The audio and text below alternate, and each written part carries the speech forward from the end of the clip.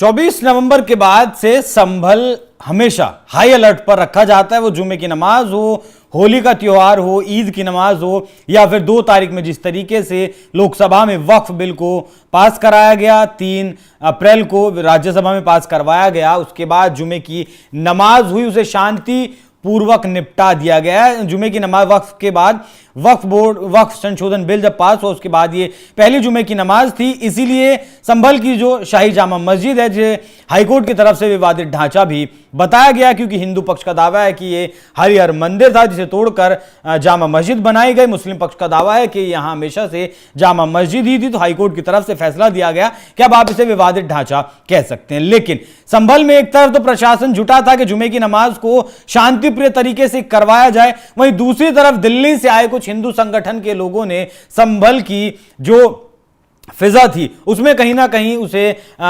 धूमिल करने की कोशिश की, या फिर कहें कि वहां हवन पूजन करने की कोशिश की। हालांकि मस्जिद के पूरे 100 मीटर के दायरे में पुलिस ने कड़ी सुरक्षा व्यवस्था के इंतजाम किए गए थे। इन लोगों को पकड़ा गया, पूछताछ की गई तो पता चला कि ये लोग इन लोगों का कहना है कि ये हरिहर मंदिर है और वो यहां पूजा अर्चना करने के लिए जा रहे हैं। फिलहाल पुलिस ने इन्हें हिरासत में ले लिया है और मुकदमा दर्ज किया जा रहा है। पहले आप सुनिए कि इनमें से एक व्यक्ति ने गाड़ी में बैठे हुए क्या कुछ कहा।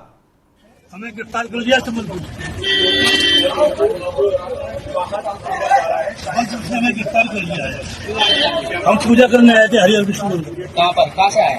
हम दिल्ली से आए। क्या बोल दिया पुलिस ने? अखिल भारतीय हिंदू महासभा। क्या बोल दिया पुलिस ने?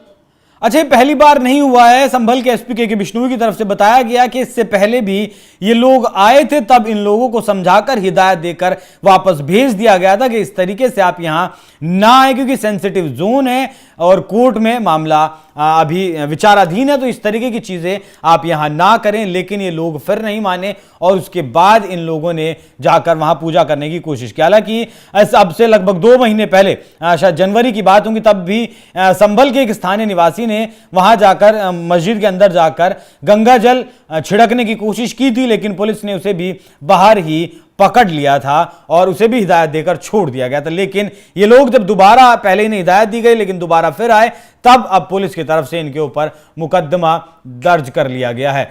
तो वहां इनमें से जो गिरफ्तार हुए लोग हैं उनमें से एक सनातन सिंह ने दावा किया है कि विष्णु हरिहर मंदिर में हवन और यज्ञ करने वो दिल्ली से आए थे, लेकिन पुलिस ने गिरफ्तार कर लिया। अगर वहां नमाज अदा की जा सकती है तो हम पूजा क्यों नहीं कर सकते। अन्य एक और आरोपी थे वीर सिंह यादव, उन्होंने कहा कि संभल की मस्जिद में अनुष्ठान करने आए थे लेकिन पुलिस ने हमें रोक दिया। एक और शख्स ने कहा कि हमें हिरासत में लिया गया, तब हम हरिहर मंदिर में हवन करने के लिए गए थे। अधिकारियों ने इस बात पर जोर दिया कि सांप्रदायिक सौहार्द को बिगाड़ने की किसी भी कोशिश से सख्ती से निपटा जाएगा। गौरतलब है कि पिछले 24 नवंबर को जो कुछ हिंसा हुई थी वो सब आपने देखा ही है।